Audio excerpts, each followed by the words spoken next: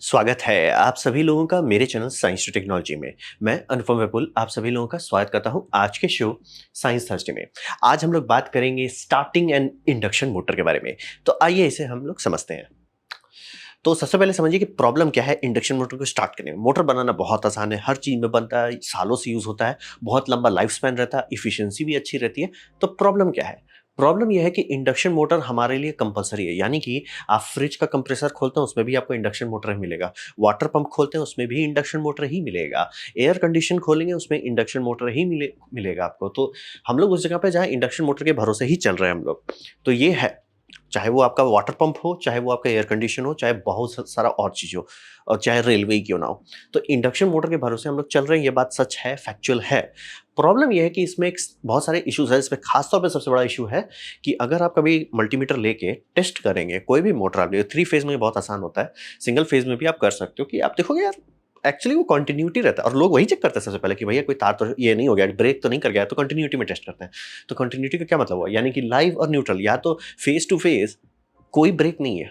और चूंकि तार, ये सब मोटर जनरली काफी हाई पावर अप्लायंस रहते हैं, कुछ एम्प्स ड्रॉ करने के लिए बनाया जाता है, तो रेजिस्टेंस बहुत कम होता है। इसीलिए आपका पंखा वाले में उतना जोर का झटका नहीं पड़ता। लेकिन अगर आप वाटर पंप का बात करें या कोई भी हैवी इक्विपमेंट्स का बात करें, बहुत जोर का लोड देता है, क्योंकि वो डेड शॉट होता है, यानी कि लाइव में जो बिजली जा रही है वो सीधे न्यूट्रल में पहुंच जाएगा। रेजिस्टेंस नहीं है इतना कि वो स्लो हो सके। तो ये एक बहुत सीरियस था। प्लस बहुत सारे और भी मैग्नेटिक इफेक्ट्स होते हैं, जो स्टार्टिंग का इन रश करंट, यानी अपने स्विच चालू किया, वो बहुत जोर का झटका मारता है, बहुत ज्यादा जोर का। ये बहुत सीरियस समस्या है, और ये कई गुना में चला जाता है। जैसे आप एक्स मान लीजिए कि आपके पंप है, उसमें लिखा हुआ है कि सर ये 6 एम्प का रनिंग करंट खाता है। ठीक है, बहुत बढ़िया बात है। इसका ये मतलब नहीं कि कुछ एग्जैक्टली 6 एम्प्स ही खाएगा जब आप स्टार्ट करोगे ऐसा भी नहीं कि 6 से 7 हो गया, ना ना ना, वो कई गुने में भाग जाता है, 12, 25, 26 तक का वो झटका दे सकता है।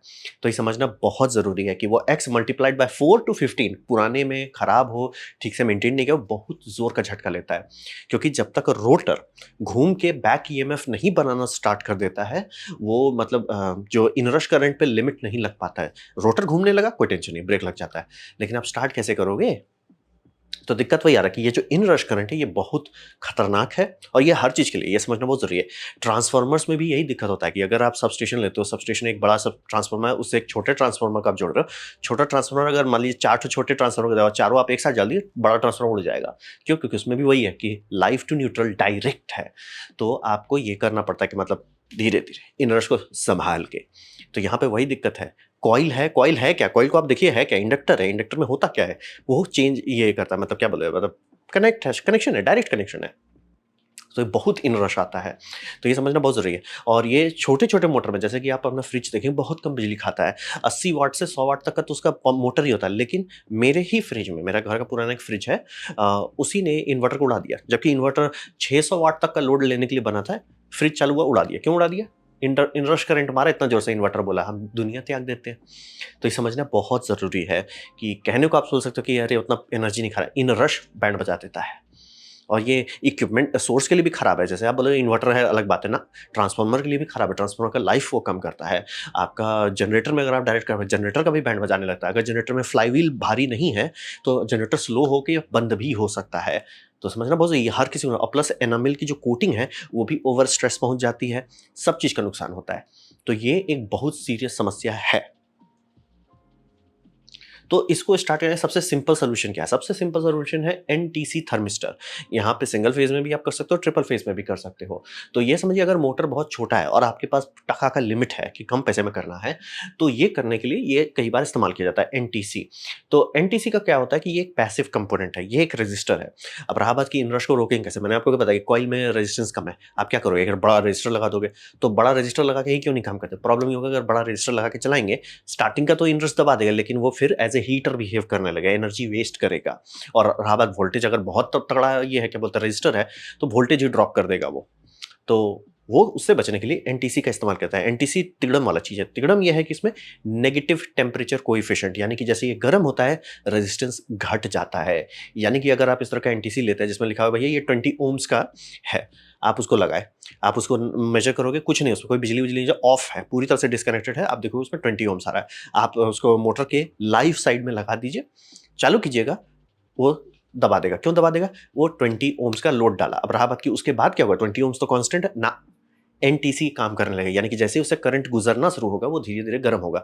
जैसे जैसे वो गर्म होते जाएगा रेजिस्टेंस घटते चला जाएगा। तो 20 ओम्स का अगर आप कुछ लेते हैं या 10 ओम्स का कुछ लेते हैं, वो ऑलमोस्ट 1 ओम्स के नीचे उतार देता है, मतलब ऑलमोस्ट जीरो हो जाएगा। और ऐसा हो जाएगा कि है ही नहीं, कुछ है ही नहीं, मतलब ऑलमोस्ट कोशिश वही किया जीरो के पास जितना आ सके। तो ये एक पैसिव कंपोनेंट, कोई इंटरनेट, मतलब आपको कोई ज़्यादा हुआ नहीं चाहिए। लोग करने का करते हैं कि आपको मतलब उसको स्विच में डालो, रिले में डालो, या तो आप सिंपल से मोटर में लगा सकते हो, कोई दिक्कत वाली बात नहीं है। मैं इस पे काम कर रहा हूँ, एक्सपेरिमेंट कर रहा हूँ, जब रिजल्ट अच्छा से आ जाएगा तो आप लोगों के साथ शेयर भी कर दूंगा। अपने फ्रिज में मैं कर रहा हूँ, तो ये समझिए। तो इसका यही होता है रिक्वायरमेंट कि कोल्ड स्टार्ट चाहिए इसको, यानी कि इससे अगर आप करंट जा रहा है तो ये बंद हो जाता है। ये सिर्फ एक बार काम कर सकता है स्टार्टिंग में। तो कंप्रेसर में मतलब अगर आप फ्रिज के प्लग में लगा दिए, काम नहीं करेगा। क्यों नहीं करेगा? क्योंकि भैया आज फ्रिज में तो हमेशा जो छोटा सा बल्ब जल रहा है वो हमेशा बिजली खा रहा है, और कोई भी और इलेक्ट्रॉनिक सर्किट है आजकल वाले में फैन सब रहता है वो सब खा रहा है। वो ऑन ऑफ होना चाहिए। तो कहाँ पे वैसा कर सकते हैं? वो कंप्रेसर में जो बिजली जा रही है वहाँ पे कर सकते हैं। या आप अपना एक्सटेंशन कुछ बना रहे हैं कि सर हम ये समझ लीजिए आपका यूनिवर्सल मोटर्स चलने वाला आपका एंगल ग्राइंडर होगा, ये सब होगा, ये सब आप चलाना चाहते हो इन्वर्टर पे, लाइन नहीं है इन्वर्टर पे चलाना चाहते हो और इन्वर्टर को उड़ाना नहीं चाहते, तो वहाँ पे भी लोग एनटीसी इस्तेमाल करते हैं। ऑडियो इंडस्ट्री में म्यूजिक जो एम्पलीफायर्स होते हैं उसमें बहुत बड़े बड़े ट्रांसफार्मर होता है। ट्रांसफार्मर क्या है? वही इनरश मारेगा, वहाँ पे ये सब का आपको सर्किट मिलेगा मार्केट में जो इनरश को दबा देता है। तो वही समझिए, कोल्ड स्टार्ट इसको चाहिए, लेकिन ये कंपलसरी है, यानी कि वो नॉर्मल टेम्परेचर पे हो और ये भी हो कि भैया हम लोड नहीं ले रहे हैं, हम पे करंट नहीं बह रहा, करंट फ्लो बंद हो जाना चाहिए, नहीं तो वो टेम्परेचर मेंटेन करेगा। करंट फ्लो बढ़ती है, स्टार्ट जैसे ही वो करंट फ्लो करना रेजिस्टेंस घट जाएगा। 10 ओम्स का आप ले रहे हो, वो 10 ओम्स घटा के मिली ओम्स तक में उतर जाएगा। लेकिन ये बोल रहा रैपिड ऑन ऑफ के लिए नहीं बना, ये एक्टिव सर्किट नहीं है, पैसिव है, यानी कि एक बार गर्म हो गया, या मान लिया आप किसी ऐसी जगह पे रखें और अच्छे से आपने नहीं इसको सही जगह पे रखा, मान लिया कंप्रेसर के बगल में ही रख दिया आप उसको, कंप्रेसर ही बहुत गर्म हो रहा था, तो ये ऑन ऑफ करने का कोई फायदा नहीं हुआ, ये गर्म है भैया, ये तो काम ही नहीं करेगा, इसको ठंडा होना है, ठंडा गर्म होने पर ये चलता है। तो एनटीसी लोग इस्तेमाल करते हैं। मैंने नीचे एक बंदे का वीडियो दिया जो उसने एक बॉक्स बनाया था, जो कि अगर आप इन्वर्टर से एंगल ग्राइंडर ये सब चलाना चाहते हैं तो वो सब जनरली ट्रिप कर देगा, ओवरलोड पे भेज देगा। उसको बचाना चाहते हैं तो आप कर सकते हैं। ये सबसे सबसे सस्ता ऑप्शन है। बहुत अच्छा नहीं माना जाता है क्योंकि पहली बात रेजिस्टेंस वो काफ़ी कम हो जाता है, जीरो नहीं होता।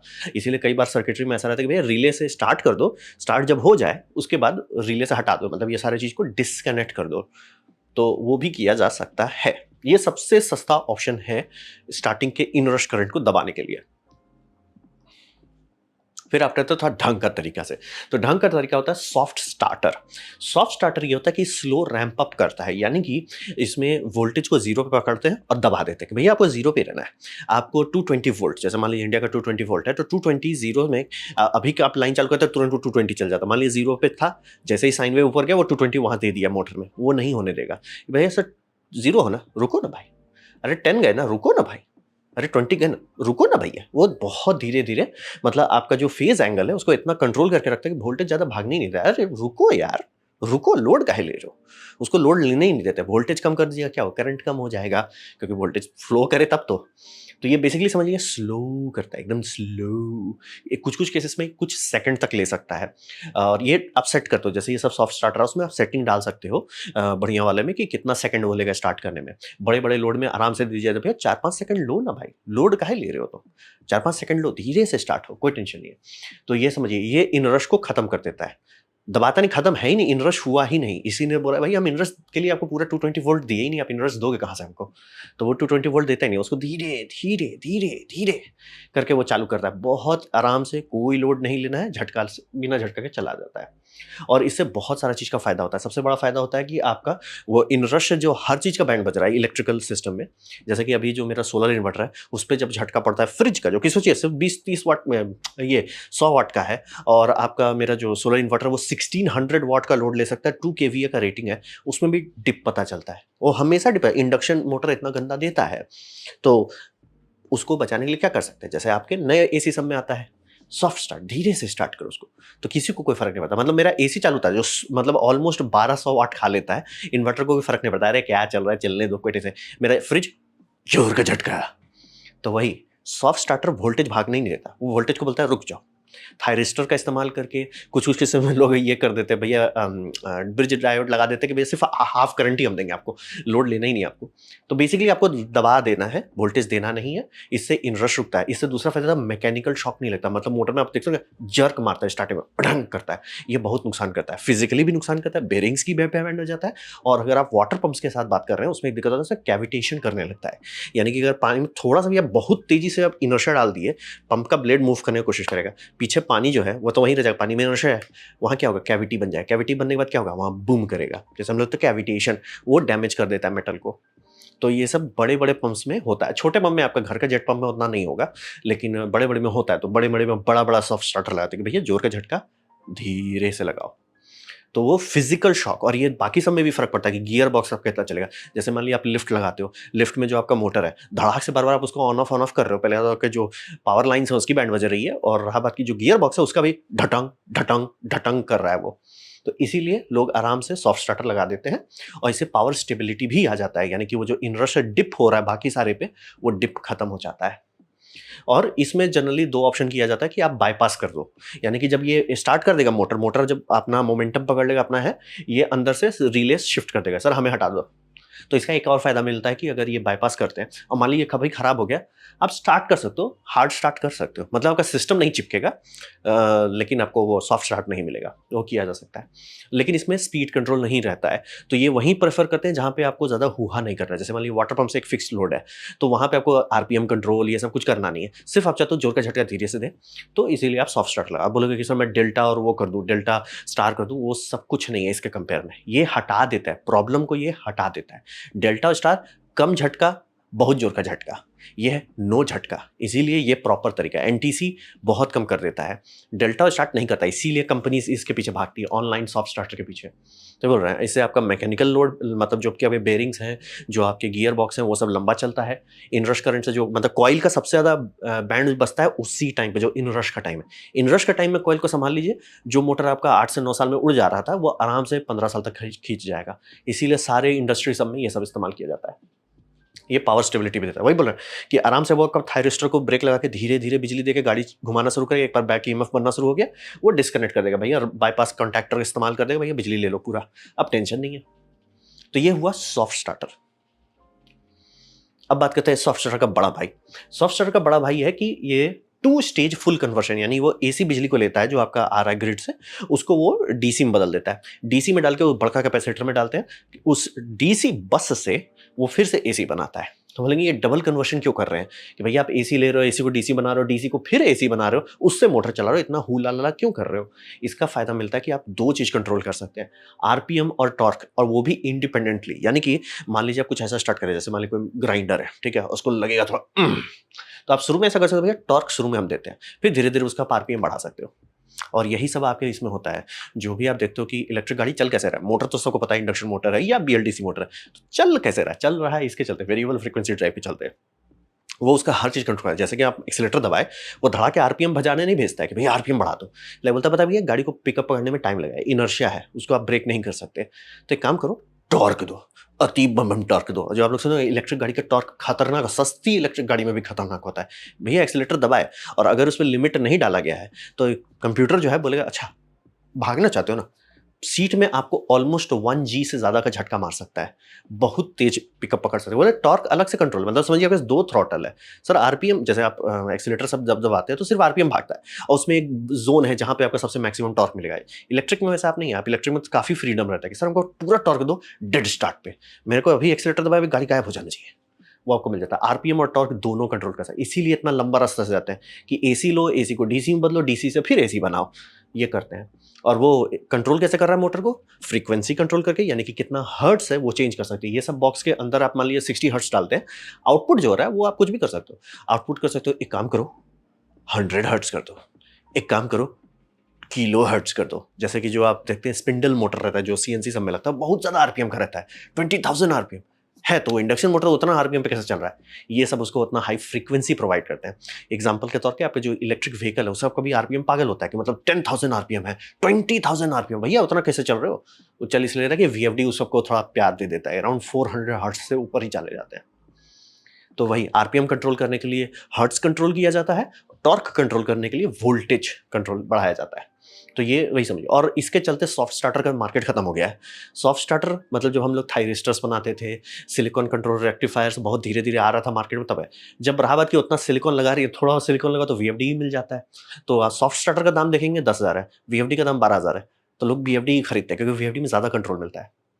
तो वही, और रहा बात मॉडर्न जो आप लोगे, जो लेटेस्ट बनाया गया अराउंड मान लीजिए 2010 के बाद से, ऑलमोस्ट सब में है, but like just in case आप चेक कर लो कि जितने में आप लेंगे उसमें आपको सॉफ्ट स्टार्ट मिलता है। यानी कि आप ट्रिगर कर सकते हो कि सर जैसे मान लीजिए कन्वेयर बेल्ट का मशीन है, कन्वेयर बेल्ट को धीरे से स्टार्ट करना, तो आराम से कर सकते हो भाई, 5 सेकंड हम लेंगे फुल आरपीएम पे आने में। या आपको यार 5 थोड़ा तेज है, काम करो 10 कर दो, वो भी आप कर सकते हो सॉफ्ट स्टार्ट। और यानी कि वो सर्ज नहीं आ रहा, दबा नहीं रहा है ही नहीं, सर्ज आएगा ही नहीं स्टार्टिंग में, सर्ज कर ले रहा है। और पावर फैक्टर ठीक कर देता है, ये इसका सबसे बड़ा बात है। अगर जो मॉडर्न सिस्टम्स आप लेंगे उसमें जो ये एसी से डीसी बनाया जा रहा है उसको भी काफ़ी रिफाइन कर दिया गया है। तो पावर फैक्टर साइनसॉइडल कर दिया गया है, यानी कि वो मतलब आप ब्रिज रेक्टिफायर का देखो, ब्रिज रेक्टिफायर बहुत गंदा पावर फैक्टर देता है और हार्मोनिक्स बहुत बनाता है। अब आप बड़े बड़े का वीएफडी का बात कर रहे हो जहाँ कई किलोवाट का वीएफडी है, वो तो पूरा ट्रांसफार्मर का बैंड बजा के हार्मोनिक्स उसमें बहुत डालने लगता है। तो ये सबको भी ठीक किया गया। तो मॉडर्न सिस्टम में आपका पावर फैक्टर ऑलमोस्ट 1 कर दिया जाता है, यानी कि इन्वर्टर को, ट्रांसफार्मर को, ये सबको लगेगा, या जनरेटर को कि सर हम तो एक रजिस्टर चला रहे हैं, उसको कोई फर्क नहीं है, उसका जो पावर फैक्टर है वो 1 कर देते हैं। तो ये आजकल पॉसिबल है। जब इतना आप आधा सिलिकॉन डाल ही रहे हो तो पावर फैक्टर भी सुधार दिया जाता है, सॉफ्ट स्टार्ट भी मिल जाता है, और आपको कंट्रोल मिलता है आरपीएम और टॉर्क में। इसीलिए ये सबसे कॉम्प्लेक्स टेक्नोलॉजी है, लेकिन सब लोग इसको इस्तेमाल, वही हर एक चीज़ को पीडब्ल्यूएम करके कंट्रोल कर लेता है। बहुत कॉम्प्लेक्स है, लेकिन थैंकफुली सोलर के डेवलपमेंट के चलते ये सब मार्केट में बहुत मिलने लगा है। मतलब शुरू के कुछ साल पहले आप मुंह खोल नहीं सकते थे वीएफडी के बारे में इंडिया में। आजकल वीएफडी आपको हर दूसरे दुकान में मिल जाएगा। और जो आप लोग देखते हैं ना, फार्मर लोग बड़का बड़का सोलर पैनल लगा रहते हैं, उससे पंप चल रहा है बिना बैटरी के, कैसे हो रहा है? वीएफडी से हो रहा है। तो वीएफडी कर क्यों पा रहा है? सोलर पैनल से। सोलर पैनल सीधे चला जा रहा है डीसी बस में ना। आप एसी देते हो, क्या करता है? एसी को डीसी में बनाता। आप सोलर पैनल लगा रहे हो, क्या दे रहा है? डीसी दे रहा है ना, तो सीधे आप डीसी यहाँ इंजेक्ट कर दे रहे हो। इसीलिए सेम कंपनी जो AC to DC, DC to AC करके मोटर चला कंट्रोल कर रहे थे, वो वही हार्डवेयर बेच दिया आपको कि बस सर आप टेंशन मत लो, आप डीसी डालोगे वो डीसी से ही हम चला देंगे। इसीलिए सोलर पे अब डायरेक्ट पैनल वीएफडी डायरेक्ट आपका पंप स्टार्ट हो जाता है, क्योंकि वो इनरश देने ही नहीं देता। भैया तुम थोड़ा थोड़ा वोल्टेज दे रहे ना, बस तुम बैक ईएमएफ बनाओ, धीरे धीरे घूमो। तुम अभी मतलब मान लिया 2 एचपी का मोटर है, स्टार्टिंग में वो बिहेव कराएगा भैया तुम 0.1 एचपी के मोटर हो, चिल रहो। धीरे धीरे घूमने लगे, जब उसको पता चल गया कि भैया बैक ईएमएफ हो गया है, अब वो लोड देता है, तब मोटर आराम से स्टार्ट हो जाता है। पैनल बोलता है भैया इसका तो कोई झटका ही नहीं लगा। तो वेरिएबल फ्रीक्वेंसी ड्राइव सबसे लंबा सोल्यूशन है कि ये आपका सॉफ्ट स्टार्टर का भी दे देता है, पावर फैक्टर भी सुधार देता है। और बाय द वे बड़े बड़े कमर्शियल बिजली में आपको पावर फैक्टर के लिए पैसा देना पड़ता है, तो गंदा पावर फैक्टर आपका बैंक बैलेंस का बैंड बजाएगा। इसीलिए वहां पे ये सब प्रेफर किया जाने लगा है। सॉफ्ट स्टार्टर अब हट ही चुका है ऑलमोस्ट। तो वही बोला, क्योंकि ये हार्मोनिक्स भी हटा देता है, पावर फैक्टर सुधार देता है, सॉफ्ट स्टार्ट भी दे देता है, तो सबको और कंट्रोल भी मिलता है कि जरूरत नहीं है ज्यादा आरपीएम का, मत करो, है तो करो। तो ये हो गया वीएफडी। तो अब बात करेंगे कि भविष्य में क्या होगा। तो यहाँ पे समझिए कि जैसे जैसे बिजली का दाम बढ़ रहा है, क्यों बिजली का दाम बढ़ रहा है? क्योंकि मैंने आपको बताया होगा कि आप लोग मेरा चैनल देखेंगे कि भैया डैम बनाओगे, नदी सूख जाएगी, नदी सूख जाएगी तो बिजली कम आने लगेगा, उससे रिजर्वायर कम होगा, रिजर्वायर से पानी काटना शुरू कर देंगे, फिर पंप को चलाने के लिए, मतलब वो जो टर्बाइंस है उसको चलाने के लिए भी कम प्रेशर मिलेगा, आउटपुट कम हो जाएगा। तो नदी गया, कोयला, कोयला खोदने में खर्चा लगता है, कोयला का दाम बढ़ने लगता है। तो घूम फिर के जितने बिजली के सोर्सेस हैं, रिमूविंग सोलर और विंड, सबका दाम बढ़ रहा है। तो बिजली का दाम बढ़ रहा है, बिजली के दाम बढ़ने वगैरह हमारी बैंड बच रही है पॉकेट में। तो उसको जब वो होता है, जब बैंड बचता है, तो उस टाइम मार्केट में एक शिफ्ट आता है, मार्केट में ज़्यादा एनर्जी इफिशिएंट डिवाइस बेचने शुरू कर दिए जाते हैं। इंडिया में इसीलिए 5 स्टार का रेटिंग का स्टार्ट किया गया। और बाय द वे एक छोटा सा ट्रिक आप लोग समझ लो, 5 स्टार का रेटिंग का कोई मतलब नहीं है जब तक आप उसका साल नहीं चेक करते हो। जैसे मान लीजिए मेरा ये एसी है, अभी लगा हुआ, ये रिसेंट एसी है, ये 5 स्टार रेटिंग नहीं है, ये सिर्फ 4 स्टार है। तो नहीं, तो मेरा पुराना वाला जो एसी है जो 5 स्टार है वो अच्छा है ना। 5 स्टार का रेटिंग है, उसमें 3 का EER है, इसमें 4 पॉइंट का है। बोला भैया इसमें ज़्यादा EER का रेटिंग है, उसमें कम है, और वो 5 स्टार क्यों है? वो 2015 का रेटिंग है, ये 2024 ये 2020 का रेटिंग है। हमेशा ध्यान दीजिएगा, कई बार सेल्स में लोग चूना लगा जाता है कि भैया पिछले साल का मॉडल, हर साल सरकार उसको हार्ड पे हार्ड करते जा रही है। मतलब कि सरकार अगर मुंह खोल के बोल देती कि तुरंत आप ये कर दो कि सबसे बेस्ट बना दो, बना देती कंपनी, लेकिन फिर एसी का दाम हो जाता 4 लाख रुपया, कोई नहीं खरीदता। तो सरकार ने उनको थोड़ा रैंप दिया है कि धीरे धीरे हम आपका स्टैंडर्ड बढ़वाते चले जाएंगे। तो इसीलिए हमेशा 5 स्टार का रेटिंग देख रहे हैं, देखिए किस साल का वो स्टैंप है, देखना बेहद ज़रूरी है, खासतौर पे सेल पे अगर कुछ 5 स्टार बहुत कम में सेल में मिल रहा है, सावधान हो जाए। तो ये समझिए ये पूरी दुनिया में हुआ। जैसे-जैसे बिजली का दाम बढ़ने लगा, हर कोई एफिशिएंट एनर्जी के पीछे अब इंडक्शन मोटर पे हमारी दुनिया चल रही है, तो इंडक्शन मोटर का एफिशिएंसी बढ़ाने के लिए ये टेक्नोलॉजी आ गया है, इन्वर्टर। हर जगह आप लोग सुनते होंगे कि इन्वर्टर, तो इन्वर्टर है क्या? वो वही है, क्या क्या मैंने आपको बताया वो डीसी से एसी बनाता है ना, तो वही है, इन्वर्टर बोलने लगे। वीएफडी नहीं बोलते हैं क्योंकि वो थोड़ा पब्लिक को थोड़ा भारी वर्ड लगता है, तो मार्केटिंग ने बोल दिया कि यार इन्वर्टर बोलो। आधा टेक्निकली सच ही है, तो लोग इन्वर्टर के पीछे भागने लगे। तो ये बेसिकली समझिए वीएफडी है जो कंज्यूमर यूनिट्स पर लगता है। जैसे मेरा ये है जिसमें हीट पंप का फंक्शन है, वेरिएबल ड्राइव। आप देखोगे 5 स्टार वाला रेटिंग में लिखा रहेगा नीचे कि वेरिएबल यस और नो। तो जिसमें यस लिखा रहता है यानी कि उसमें वो इन्वर्टर है। इन्वर्टर का काम क्या होता है? वो एसी बिजली ले लेता है बम बम, उसे डीसी में बदल देता है बम बम, डीसी के बाद मोटर चलाता है, ये सॉफ्ट स्टार्ट करता है, यानी कि आपके सोलर इन्वर्टर पे ही चल सकता है, ग्रिड में झटका नहीं मारेगा, कोई टेंशन नहीं, और प्लस फुल पावर से कम पावर में भी चल सकता है। जैसे इस एसी में है 0 और 50%। अब बहुत सारे एसी में बहुत अच्छा अच्छा कंट्रोल आ गया आजकल। एलजी का एक तो है जिसमें आप वाटेज ही कंट्रोल कर सकते हैं। मान लिया आपको इन्वर्टर में बहुत देर चलाना पड़ रहा है एसी, एसी को 400 वाट कर दीजिए, वो 400 वाट ही खाएगा, उससे ज़्यादा खाएगा ही नहीं वो। तो ये सब पॉसिबल हो गया। तो ये एक बहुत अच्छा ग्रोथ हुआ। और यही फ्रिज में भी बात कर रहा हूँ। फ्रिज तो मेरा पुराना है, लेकिन अगर मैं नया फ्रिज लेता जिसमें वीएफडी वाला रहता है, इन्वर्टर फ्रिज रहता है, जैसे ये सब वाले जो आते हैं, टेंशन नहीं है, झटका ही नहीं देता। मतलब कोई भी सोलर इन्वर्टर में लगाइए उसको टेंशन ही नहीं, इसलिए आराम से चलने का। तो जो इन्वर्टर सुनते हैं वही है, वीएफडी है, वो इंडक्शन मोटर का जोर का झटका धीरे से लगाता है। कुछ कुछ में थोड़ा आगे चले गए, सर इतना मेहनत कर ही दिए तो यार बीएलडीसी कर दो। बीएलडीसी अराउंड 2 से 5% एक्स्ट्रा आपको एफिशिएंसी दे सकता है, और उसमें टॉर्क थोड़ा मिलता है, टॉर्क बम बम मिलता है। तो वो है सोलर इन्वर्टर के कारण। वही समझिए कि जो आप देखते हैं, जो गांव सब में देख रहे हैं कि भैया इतना सारा सोलर पैनल लगा के पंप डायरेक्ट चल रहा है, बैटरी नहीं है, तो वही है, वीएफडी के चलते ये सब पॉसिबल हो पाया है। तो इसीलिए वीएफडी का दाम, डेवलपमेंट, ये सब पिछले कुछ साल में बहुत तेजी से हुआ है। वीएफडी है बहुत पहले से, 1980 से है, लेकिन उस टाइम दाम बहुत होता, मतलब कि आप बड़ा पावर प्लांट चला रहे हो, बड़ा आप इंडस्ट्रियल चला रहे हो, तो लोग खरीदते थे। छोटे में कोई नहीं करता था। अब हर छोटे, मतलब बोल रहे हैं आपको फ्रिज खोजना पड़ेगा बिना इन्वर्टर वाला, एसी खोजना पड़ेगा बिना इन्वर्टर वाला, क्योंकि उससे सबका फायदा होता है। और ये पर्यावरण के लिए भी अच्छा है, हमारे ग्रिड के लिए भी अच्छा है। क्यों? क्योंकि आप जो देखते हो पावर फैक्टर मैजिक नहीं है, हमारा कंडक्टर सुपर कंडक्टर नहीं है। तो कहने को जो कहते हैं पावर फैक्टर फेक है, हाँ भी और नहीं, टेक्निकली वो फेक है रियल लाइफ में, लेकिन इनएफिशिएंसी के कारण आपका ट्रांसफार्मर को हम लोग को इसमें वीए में नापना पड़ता है। आप उसका वीए का पूरा निचोड़ना चाहते हो तो पावर फैक्टर 1 देना पड़ेगा। तो पावर फैक्टर 1 कैसे दोगे? इंडक्शन मोटर तो देने नहीं देगा। आप उसमें लगा दो वीएफडी, वीएफडी बोलेगा थारा भाई संभाल लेगा। झटका नहीं दोगे, ट्रांसफार्मर ज़्यादा ओवरहीट नहीं होगा, ज़्यादा मतलब लोड ले सकेगा, ज़्यादा लॉन्ग लाइफ स्पैन देगा, हर चीज़ का भला होगा। तो ये एक्चुअली एक अच्छा डेवलपमेंट हुआ है इंडक्शन मोटर को संभालने के लिए। अनफॉर्चुनेटली वाटर पंप में नहीं देख रहा हूँ, बाकी सब में मैंने देख लिया। फ्रिज में देख लिया, फ्रिज तो मेरा पुराना है, ठीक है कोई बात नहीं। घर में 2 एसी है, नहीं है तो बहुत सारा, लेकिन ये एक ठो नया जो हम लगवाए हैं उसमें कोई टेंशन नहीं है, कोई टेंशन नहीं। फ्रिज बस मेरे को परेशान कर रहा है। और वाटर पंप पे तो सुनते भी नहीं है। वाटर पंप सीधा बोल रहा है सर आप वीएफडी खरीद लो, दाम बहुत ज़्यादा है। तो ये हुआ। भविष्य के बारे में हम लोग बात करेंगे कि मतलब अब इसीलिए आपको टेंशन नहीं रहा, इंडक्शन मोटर को अब हम लोग संभालना शुरू कर दिया है।